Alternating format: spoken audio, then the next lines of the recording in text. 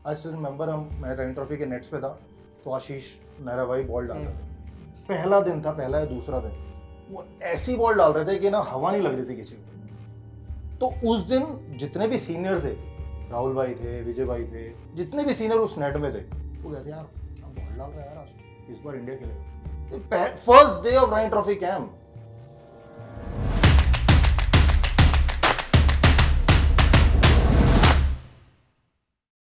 तो that thing has stayed with me. हमारे academy के जो मैंने दो तीन बच्चे बताए हैं, पूरी दिल्ली को पता था ये 16 खेलेंगे। Everyone in Delhi circles new कि यार ये तो खेलेंगे खेलेंगे। तो मैं वही बात आज भी है कि यार आप अगर अच्छे हो ना, no one can stop you. हम सरफराज खान का एग्जांपल है ना यार, लेट हो सकता है, लेट हो सकता है 1 साल 2 साल, पर अगर आप अच्छे हो और आप शिद्दत से मेहनत कर रहे हो यार, कोई नहीं रोक सकता। बीट सरफराज, बीट सूर्या और कितने सारे हिंदुस्तान में हो भी गए। हैव टू फेस इट यार, हम उस कंट्री की बात करें यहाँ पे 2 नेशनल टीम बनती है। हाँ, और मेरे को याद है एक मैच, एक टाइम ऐसा था, श्रीलंका एक टीम गई हुई थी, एक इंग्लैंड में थी, और इंग्लैंड के साथ जो हमारा काउंटी का मैच था उसमें भी 3 प्लेयर हमारे खेल रहे थे। तो यार मतलब ये भी तो आप कंसिडर करो ना यार, कितना टैलेंट है हमारे देश में। एंड एज अ स्पोर्ट्समैन या एज अ ह्यूमन बीइंग, जब आप ये चॉइस, आप तब तो नहीं कंप्लेन करते कि आईआईटी के एग्जाम में मैं बैठ रहा हूँ, मेरा हो ही जाना चाहिए। कौन गारंटी कर सकता है यार? आप सीबीएसई में या बोर्ड में आपके 99% है, can you get a guaranteed seat in IIT? Doesn't make you a bad student. This also doesn't make you a bad cricketer. True. But you have deliberately chosen a field of sport which is so damn competitive. True. Talking about these field of sports, जहाँ पे cricket India में इतना ज़्यादा पूजा जाता है and push sports her sports को push करता है, आपके लिए कौन सी एक स्पोर्ट है जो आपको लगता है कि इंडिया में इससे डेवलप होने में बहुत ज़्यादा टाइम लगेगा? इट कुड बी फुटबॉल, क्योंकि वो अक्रॉस द वर्ल्ड बहुत अच्छा कर रही है, बट इंडिया में उसे शायद बहुत टाइम लग जाएगा, एंड व्हाई सो? मुझे नहीं लगता कि फुटबॉल बैडमिंटन को ज़्यादा समय लगेगा. शायद अगले 5-7 साल में आप देखेंगे कि we will be a force to reckon with. उसके कुछ रीजंस हैं. वन, आप देखिए, किसी भी स्पोर्ट की ग्रोथ के लिए हीरोज होना बहुत ज़रूरी होता है, और वो बनते हैं टेलीकास्ट से. जब हम टीवी पे किसी को देखते हैं, फॉलो करते हैं, आज आप अगर कोई भी रेडिट उठा लीजिए या कुछ भी उठा लीजिए, आप देखेंगे कि जितना चैटर क्रिकेट के बारे में है उतना तो नहीं, बट काफ़ी सिग्निफिकेंट चैटर बैडमिंटन को लेकर या फुटबॉल को लेकर ऑलरेडी आ गया है. हमारे देश में इकोनॉमिक मीन्स भी लिमिटेड हैं, so we have to understand कि शायद दिल्ली बॉम्बे बैठ के हम ये जजमेंट पास नहीं कर सकते कि टेनिस जैसा एक्सपेंसिव स्पोर्ट ग्रो नहीं कर रहा. कैसे ग्रो करेगा ना, जिसका रैकेट ही 7,000 का आता है? कितने लोग हैं जो अफोर्ड कर सकते हैं उसको? So as we move towards the 2047 target, you will see that बहुत अच्छा रिस्पॉन्स मिलेगा. पिकल बॉल जैसा या पैडल जैसा गेम इंडिया में बहुत ही तेजी से ग्रो कर रहा है, and we are at the forefront trying to kind of make sure that जब ये इस पूरे इसका एवोल्यूशन हो तो एक इंडिया का कंट्रीब्यूशन फ्रॉम डे वन हो. राइट, हम रिकॉग्नाइज नहीं करते हैं स्क्वॉश को, बट इंडिया की परफॉर्मेंस स्क्वॉश में बहुत अच्छी है. एक्सपेंसिव स्पोर्ट है, लिमिटेड इंफ्रास्ट्रक्चर है, बट फिर भी है. सो इतने बड़े देश, इतनी बड़ी डेमोग्राफिक डिविडेंड के ऊपर बैठे हुए देश के पास टैलेंट बहुत है. इट्स जस्ट दैट कि हमारे पास वो इकोनॉमिक मीन्स, वो पब्लिक प्राइवेट पार्टनरशिप की आवश्यकता है कि हम इंफ्रास्ट्रक्चर और कोचिंग करिकुलम्स ऐसे बना सकें जो इस टैलेंट को आगे पाथवे दे सकें. थोड़ा सा पुश चाहिए. पुश की बात करते हैं. Very off the beat question. जब आप स्कूल्स में जाते हैं, when you about to find a talent, एक बच्चा है आपके सामने खड़ा है, से 5-6 इयर्स का है, और he is good in like से 5-6 sports. How do you identify, and are there like some means to identify? This question of course directs to you Puru, कि यार ये बंदा क्रिकेट नहीं फुटबॉल ज्यादा अच्छा खेल सकता है, जबकि वो तीनों चारों स्पोर्ट्स में बहुत अच्छा है. मैं आपसे एक सवाल पूछता हूँ, जब आप स्कूल में थे तो आप कितने स्पोर्ट्स खेलते थे? मैं फुटबॉल और क्रिकेट दोनों खेलता था. पर ऑप्शन थी ना सारे खेलने हाँ, की. बिल्कुल. हमारे पास भी थी. आज चेंज हो गया. आज स्कूल में कह रही यार फुटबॉल खेलो या क्रिकेट खेलो. तो हम तो हमारी कोशिश, जो हम जिस तरह का स्पोर्ट्स प्रोग्राम रन करते हैं, हम तो यही रन करते हैं कि everyone should play all the sports. मैं क्रिकेट खेलता था, जब मैं स्टेट भी खेलता था तो भी मैं स्कूल से जोनल्स बैडमिंटन और फुटबॉल भी खेलता था. तो वो हमें लगता है कि ये ना एक कुदरती प्रोसेस है जिसको होने देना चाहिए. 12-13 साल की उम्र में समझ आया था बच्चे को भी, पेरेंट्स को भी, कि यार किस तरफ जाना है. मतलब नॉट जस्ट कौन सा स्पोर्ट चूज करना है, इवन कि यार अब पढ़ाई को थोड़ा सा कम करके स्पोर्ट्स में जाना है, यहाँ यार स्पोर्ट्स को रिक्रिएशनल कर देते हैं, पढ़ाई में जाना है। तो पर हमें वो जल्दबाजी, कई लोगों को ना जल्दबाजी रहती है, तो मुझे लगता है जो नेचुरल बात होनी है वो तो अपना टाइम लेके रहेगी। तो if I could add on that, so जो हमारा इन स्कूल प्रोग्राम है वो ना स्ट्रक्चर्ड किस तरह से है, मैं आपको बताता हूँ, सो यू विल रियलाइज कि हम उसको कैसे कर रहे हैं। हम क्या बोलते हैं कि ब्रेथ और डेप्थ दोनों जरूरी है। आप 1 महीने में 4 स्पोर्ट का एक्सपोजर लेंगे तो आप उस पोजीशन में नहीं होंगे जज करने की कि मैं अच्छा हूं या बुरा हूं, ना कोच होगा, राइट। हम क्या कह रहे हैं, हम कह रहे हैं आप इमेजिन करिए एक 3rd क्लास का बच्चा जिसने हमारा इन स्कूल प्रोग्राम सब्सक्राइब किया।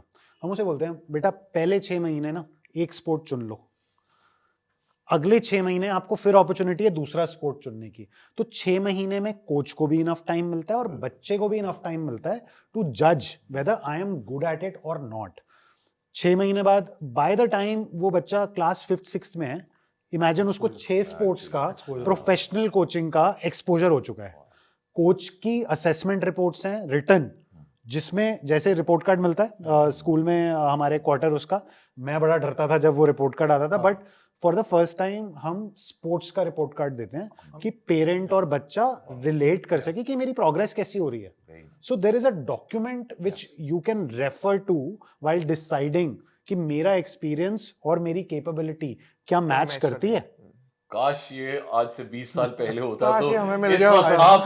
आपके साथ हमें एज अ प्लेयर्स बात कर रहे होते कि और हमें तो ये सुनने को मिलता है यार, मतलब फिर तो अब इससे क्या होता है ना, इससे आंसरेबिलिटी बढ़ जाती है ना, तो हम कहते हैं यार हाँ तैयार है आंसरेबिलिटी के लिए। तो वो ना गेमिफाइड है जो असेसमेंट टूल है हमारा, मतलब उसमें बाकायदा नंबर मिलते हैं, and we have made it very very simple for the coaches, पर it covers everything, whether it's technical, psychological, सारे उसमें skill wise all parameters are covered. हमें पूछना चाहिए ना, जैसे हाँ।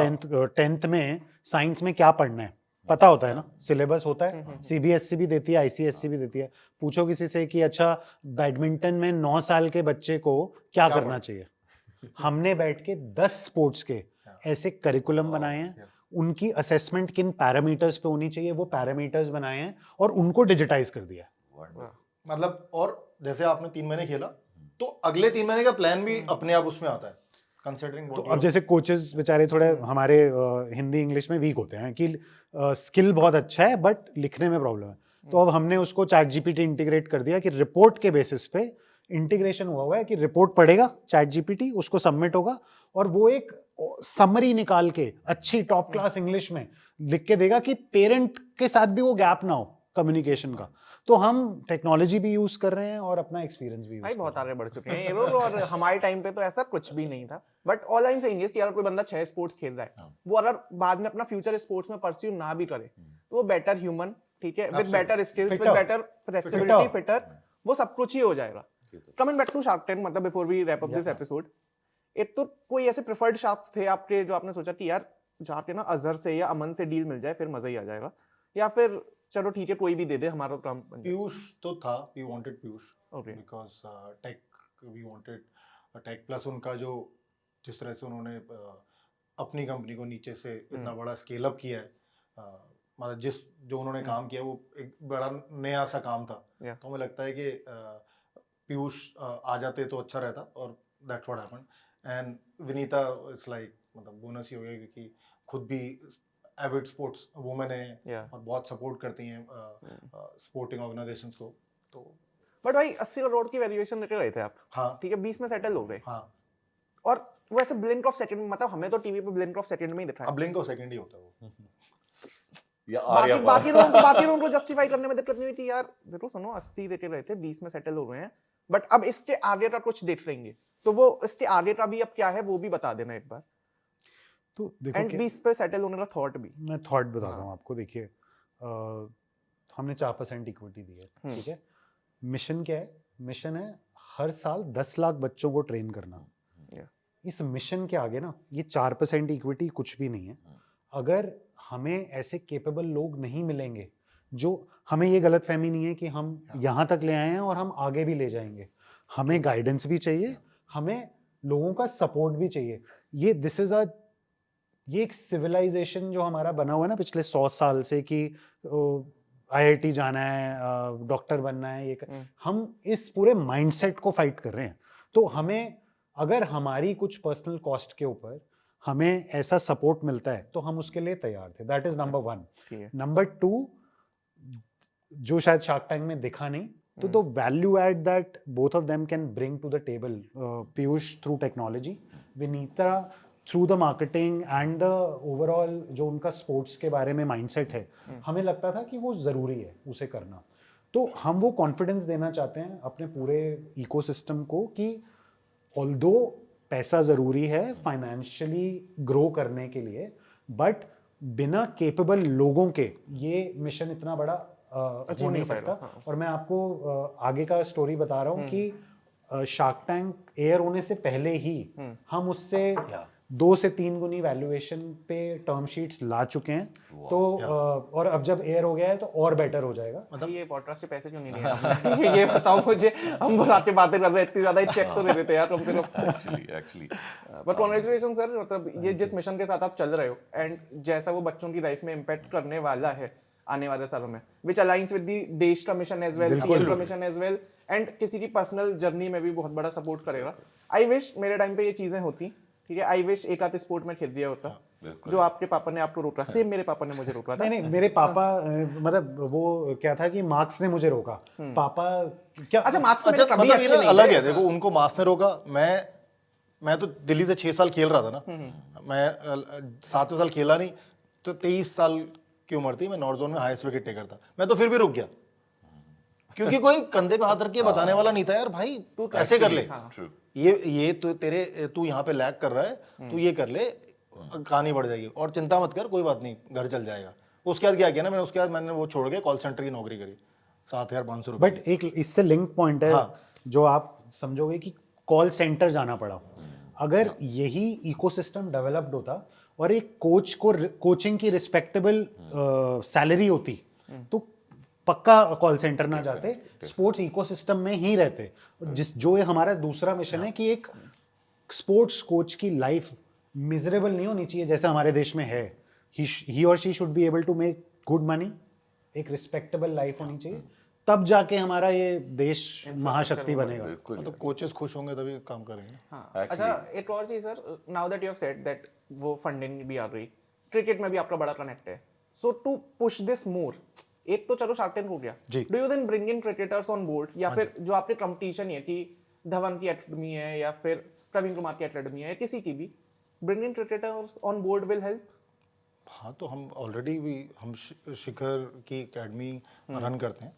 हाँ जी, हम शिखर की एकेडमी रन करते हैं, और ब्रिंगिंग क्रिकेटर तो हेल्प करता है, क्योंकि जैसे नितिन ने अभी बोला कि हमें कोई गलतफहमी नहीं है कि हमें सब कुछ पता है, वी आर iknowitall.com वाला सीन नहीं है। तो हमें पता है कि जो ऊपर के लेवल पे क्रिकेट खेले हैं उनकी समझ ज़्यादा है, उनको उनकी बच्चों को सिखाने का तरीका अलग है। तो हमारे यहाँ मतलब बहुत ही नामी गिरामी कोचेज आके बच्चों को सिखाते हैं। जैसे पंकज भाई हैं राजस्थान से, सबसे बड़ा नाम है, वो आते हैं। सरनदीप सर हैं जो टैलेंट स्काउट है पंजाब के और नेशनल सेलेक्टर रह चुके हैं, वो आते हैं। तारिक भाई आते हैं जो 2 जगह से रन ट्रॉफी खेले हैं। तो कोशिश यही रहती है कि, और ये 10-10, 11-11 साल के बच्चों को ट्रेनिंग देते हैं, ऐसा नहीं है कि सिर्फ स्टेट प्लेयर्स को देते हैं। तो मतलब वो जो एक्सपोजर जो हमें नहीं मिल पाया, तो हम कोशिश यही रहती है कि ज़्यादा से ज़्यादा दे पाएँ। और भाई हमें मेंटरशिप सिर्फ क्रिकेटर्स और टॉप स्पोर्ट्समैन से ही नहीं मिल रही है, एजुकेशनिस्ट्स। यस, हमें for example Devyani Jaipuria ma'am, उनके स्कूल्स हैं, उन्होंने हमें इतनी इंडिपेंडेंस दी है वहाँ पे उन बच्चों के साथ काम करने के लिए। विजनरी स्टेप्स हैं, नहीं तो हर स्कूल इसी बात पे compete कर रहा है कि 90%, 95%। She had the courage and said कि नहीं, स्पोर्ट्स के ऊपर भी फोकस होना चाहिए। बस हमें ऐसे ही कुछ लोगों की ज़रूरत है जो ये बात समझ सकें कि प्लेग्राउंड्स भी इंपॉर्टेंट हैं और क्लासरूम्स भी इंपॉर्टेंट। क्या बात है। आई थिंक अब आफ्टर पुश स्पोर्ट्स को ऐसा पुश मिलने वाला है, मिलना शुरू हो गया है कि now we can see a lot of Virat Kohli's and Sania Mirza's and Leander Pace and Sunil Chhetri's coming out together and Hindustan का नाम और ज़्यादा रोशन करने वाले हैं, all thanks to हमारे ये 2 पुश स्पोर्ट्स के रचयिता जिन्होंने सबसे पहले तो ये आइडिएट किया और स्पोर्ट्स को एक स्ट्रक्चर दिया हिंदुस्तान में जो बहुत ज़रूरी था, एक इकोसिस्टम दिया। So thank you very much सबसे पहले इंडिया में इस चीज़ को शुरू करने के लिए, and I wish you all the best. ये चीज़ बहुत अच्छी है जो आप कर रहे हैं, and it will take you places. Thank you Rahul. Thank you so much sir, अगली बार चेक के साथ थैंक यू वेरी मच। इसको दे दो पहले, आते ही इसको देख दे देंगे। चलिए जी, इसी के साथ हमारा 1% स्टेक इस पुश स्पोर्ट्स में पक्का, और क्रिकबाजी यहीं पे खत्म करते हैं। थैंक यू थैंक यू, मजा आया।